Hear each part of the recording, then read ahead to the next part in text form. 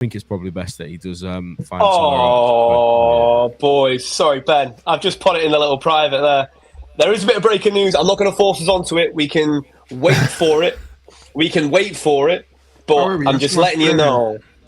I'll put it in the private. You're teasing everyone. I am. I'm just a little tease. What can I say, Lewis? My God. Himothy. Is that Himothy? Yeah, Himothy says, breaking bomba. LFC are prepared to smash their transfer record for the second time as Alexander Isak's Newcastle future was cast into further doubt. It would be a new British record fee in advance of 125 million. Is that really breaking news, guys? Nah, Grizz, let me put it to you, and this is the eternal optimist in me, right? Two parts of that. Firstly, cast into further doubt. We heard that apparently his agents had conversations with Eddie Howe about a month back. Secondly, would Liverpool be prepared to spend 125 million on a player that didn't want to join us? Right, it genuinely there's I got slated for before we tuck in. Look, before we tuck in, right? It's funny, isn't it? We're trying. He's got me excited. Right? We were trying to sort of work our way into the conversation about the main. I'm so sorry. I tried to be the hostess with the mostest, right? Stay calm and everything. Well, Mikey just went whoa in the middle of who was talking. I can't remember who was talking. Anyway, we're just talking about Nunez. To be fair, it's not that. You know what it is? It's like when you're at a buffet, Grizz, right? And then you see the dessert section at the end. You're like, no, I've got to walk this whole queue here. I didn't. I walked straight to the buffet. I barged people out the way. Mike, you're a film guy, aren't you? I am a massive film. Do you know Guardians 2 when he's trying to tell him, right, you just push the button to Groot and he just runs off with the bomb? That's you. Chris is like, right, we'll get to it. And you're like, nah, fuck this, I'm off. Come on. He's just blown the whole agenda. And the funny thing is, hold on. The funny thing is, he effing done the agenda. Yeah, I wrote the agenda. So he's ripped it all up, right? He's ripped it all up, torn to shreds, shoved it in the bin and said, I just want to talk about Isak. That's all I blame Welshmo. I blame Welshmo. It wasn't me. Welshmo, obviously, we segue from Nunez to the news that Ornstein and Romano kind of just reiterated what's on everyone's tongues. I believe we broke it on Red Room on the first ever show where, I don't know if you remember, I said we will make a bid and target Isak. It now transpires that we will make an effort if there is a slight chance. We can't not be excited about this, right? I'm sure it's number one on everyone's wish list, Alexander Isak, right? 100%. And look, there's no smoke without fire, is there? And it started off with like a tiny little, not even a flicker of a flame a couple of months ago, and now there's proper fire going. So there's big journals reporting the same thing. There's a large section of the fan base who's still thinking what would happen. I think that's probably denial or trying not to believe it. But yeah, I was on that side. Now I'm leaning onto the side of. But the fact is, if it happens or doesn't happen, I just love the way we're moving, guys. Yeah, 100%. We're going. Yeah. We're going for ready-made players instead of projects, Isak is proven Premier League 20 goals for the last 2 seasons now. Yes, there's a little tiny question mark about his injury, but there's no question mark about his ability in putting the ball in the back of the net, and that's in a Newcastle team. All respect to Newcastle, great midfield, one of the best in the league, but they haven't got players like Salah or Wirtz of it. I shudder to think what kind of numbers Isak will get for us. I tell you what, it's exciting, and I think the bottom line is whether it's Isak or not, it's going to be. I think we've narrowed it down to either Isak or Ekatika, isn't it? It's going to be one of the two. We've actually gone to Michael Edwards or Richard Hughes has gone to Newcastle. Okay, well, send us Isak, or we're just going to take Ekatika off you. So just make your mind up. Unbelievable at their job. Yeah, exactly. They're ridiculous. To have the balls to play that move is exactly. It's such a power move. It's unbelievable. It's basically saying, okay, well, we want your best striker. If you don't want that, we're going to take your target from you. So you'll take your pick, innit? It's ruthless. We starved for these kind of days, didn't we, Ben? We kind of always on social media was always about we were the butt of other teams' jokes in terms of have you got any money?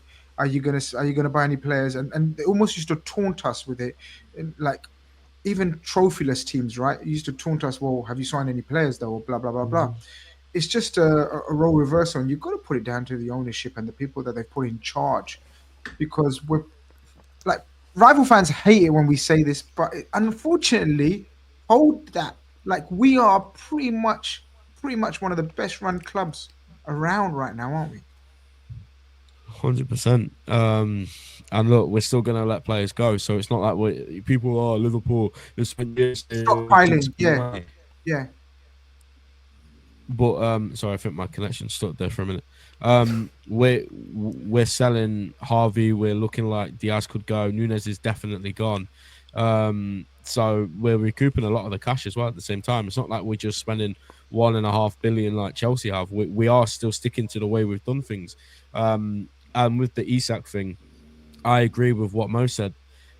We knew that there was 3 players, I think, that we were looking at, like, really above all of them. There was Alexander Isak, Hugo Ekitike, and Alvarez very briefly was linked. It was those 3, and I remember seeing that those are the 3 that Liverpool want. They want one of those guys as their forward. And unfortunately for Newcastle, as soon as they put out that they were interested in Ekitike, we're like, hang on a second, we want Isak. So, like Mo said, Isak's inevitably going to leave Newcastle, like, within the next year maximum. He's not going to stay any longer than that. So now, for them, if they don't sell as Isak, they're not going to have their replacement because he'll be in Liverpool. So it's up to them now. Do you want to have Isak for 1 more year and then not have a replacement for the next 5? Or do you want to get Ekitike now, have him for the next 7, and let us have Isak now? What's the best solution for them? So I know what I'd do if I was them, but then again, I would say that. Yeah. So. Serious power play, isn't it, Lewis? What Ben's saying and Mo's saying. Is your confidence growing, or was you always confident that we'll bring in a striker? And okay, let me word it like this: we were always going to bring a striker in, but then there was doubts about sort of, maybe we're not going to. Maybe we're going to give Nunez a chance. Diaz might stay through the middle, but then obviously the tragic situation with Jota probably means. It was confirmed that we're going to bring a striker in. Was you always of the opinion, Isak or no one? Or do you just trust the nerds? How did you feel about it? I love trust the nerds. That's class. You know what? I've been given very little reason to doubt the way of which we've been ran recently in terms of transfers. There's very few duds that we can recall over the past near decade. There's been the odd few, definitely, but other than that, you could name double, triple the amount of exceptional players that we've signed.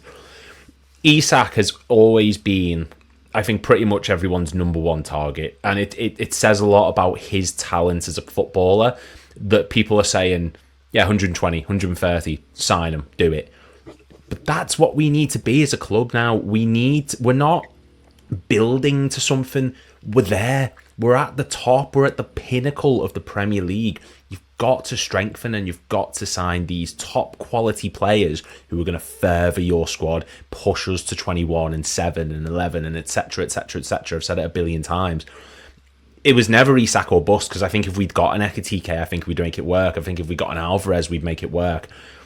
But in terms of statement transfer business, what we've done here with Isak and Ekitike, we've slapped it on the table and said to everyone, look who we are. We're back on our perch, and if you want to knock us off it, it's going to take something miraculous.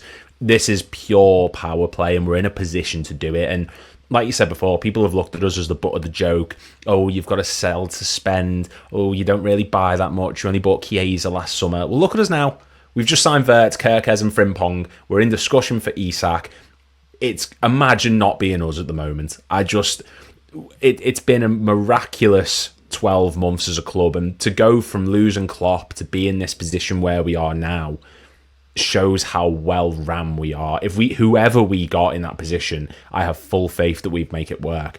But if you get Isak, there is no doubt in my mind that he will be a bona fide first team 20-25 goal a season striker in the Premier League alone. I am so convinced that if we get him, 21's on its way, 22's on its way, etc, etc. Mike, are you in the camp of Isak And only Isak, or do you just want to see and make sure we get a striker in? And is that backup Ekitike in your opinion? Because stylistically they're the same, I'd say. So that makes sense, right? Or is there anyone else in your mind that we could sort of out of the blue go and get if we can't get Isak? And generally, how do you feel about the situation now as compared to maybe a week ago? I think if you cast back 10 days or so ago before obviously the tragic news, the way I seen it is we needed to get a striker in regardless. Considering the news from the point of view of looking at the squad and the actual depth of the squad, we're in an interesting position because I feel like we kind of need to sign another forward option anyway on top of the striker. My personal preference and choice would be like an Ollie Watkins kind of vibe, not someone necessarily who's going to be a first teamer. Squad player, he can come on the pitch, potentially get a goal or something for you. Not for first team, just to be clear. Is it Isak or bust for me? No, I like the look of Ekitike. I think, I can definitely see why Newcastle are interested. Very similar mold to what Isak was when they first bought him. But if you're asking preference, I'm all over Isak, absolutely. Is he injury prone? Yeah. But I look at our medical team and the work they got done last year. I think they're fantastic, and I think they would manage him really well. I think we'd rotate the side very well. I think Slot tactically is smart enough as well to manage without him. But having Isak in those games when you're trying to get through a low block, in the same way Gyökeres is going to be very good for Arsenal, by the way. When you're up against a low block and you're almost against two banks of four, having a striker like that who, with one touch, doesn't matter where he is in the box, one touch can find the back of the net. That's the difference between a title and second, third, and fourth. I also think he'd alleviate stress from Salah if you can build up a good rapport from him and Wirtz. You're talking there. There'll be people straight away jumping on the Gerrard Torres comparison, guaranteed. But yeah, man, it's an exciting time. I'm fine with either. My gut instinct, and I said this on a video earlier today, I think we do sign him. I have a really, call it internal, external, eternal optimism. 3 different ternals for you there. But I have a good feeling that Isak does get over the line, and that's your new number 9 for the season. But once that's done, it doesn't mean business is done. Diaz will move on, and then what do you do with that? I'm sure we're going to talk about that in a moment. But yeah, that's my feeling. Yeah, I mean, I like the positivity manifestation. At its absolute best there with Mike, guys. Mike thinks the Isak deal does happen, does go through. Obviously, look, we've seen today's reports, and today's reports suggest that Liverpool are ready to smash their transfer record. Liverpool are ready to pay whatever it takes to get Isak if he's up for it, which suggests Isak has to be up for it. But then we beg the question, do we actually go this far without having an indication of what Isak wants? Are we really the disorganized Liverpool that we've been for the last 18 months behind the scenes? We're not. We're back to the old. What was interesting to me, Grizz? Sorry to cut you off there. The language and what Ornstein used, because obviously people, I think with the Wirtz one and this one, they go, but Ornstein said about Kvaratskhelia. But with that one, he said we were considering it. He never said we made contact. He never said we were going to make contact. He said we were considering.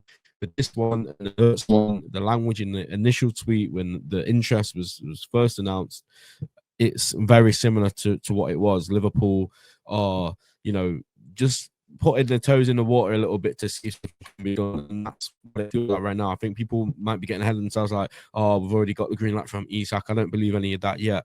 But what I do feel like you say, Grizz, is we wouldn't even be this far if we weren't encouraged just a teeny bit. And I've always said with this club, just a teeny bit of encouragement is all we need. If we feel like something can be done for a player that's been on our radar for, let's not forget, multiple years, even from when he was at Sociedad, I remember there was links and stuff.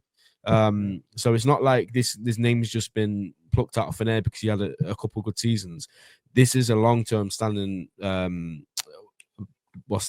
target for us. And I was speaking to you used to come on them, Grizz, and I know Mike comes on them as well. And they were adamant this is squad building and this is them showing their ambition, and that Isak and Ekitike are going to be in the same team and he's going to go to a 4-4-2. And I was just, lads, you're living in cloud cuckoo land. If you sign Ekitike, something's happening with Isak, whether it's this summer or next summer. You're not changing to 4-4-2 because why would you? Like, why would you change something that's not broken? That means Joe Linton or one of the other midfielders is going to have to drop out, which he's not going to do. and he's why sign he's not going to be a bench player. Malanga? Exactly. We've got 7 Why or 8 sign attackers Malanga now. if you're going to go 4-4-2? Something fishy is going on here, and I haven't put my finger on what it is yet. But there's a lot happening for me for something. He said something. He said something behind it. That I got slated for doing a TikTok on it, and people were like, "You don't know anything. We're going to play 3-5-2. We're going to rotate." The situation. But I was like, look, I'm not being funny. Newcastle aren't daft. They've just signed a new winger. That midfield three is too important to their system. We saw what they did against us in the Carabao Cup. Their whole system relies on that energy in midfield. They're not going to compromise it for another striker up top, and firepower isn't really an issue for them. They know that there is discussions behind the scenes, and this whole move predicates on whether Isak wants the move or not. And by all accounts, everything we're hearing, Newcastle are saying no. That doesn't mean Isak's going the same way. Before we go on, I'm just going to address this account or this subscriber or viewer. The point is our PSR doesn't allow us to sign Isak because we also need replacement for Diaz, Jota, Konate, Kwanzaa. It's too much spending. No, that's incorrect. Futsal America TV, you've been just so negative, man. Like in the chat, like, I've just noticed some of your messages, man. My brother, Google Dave Powell.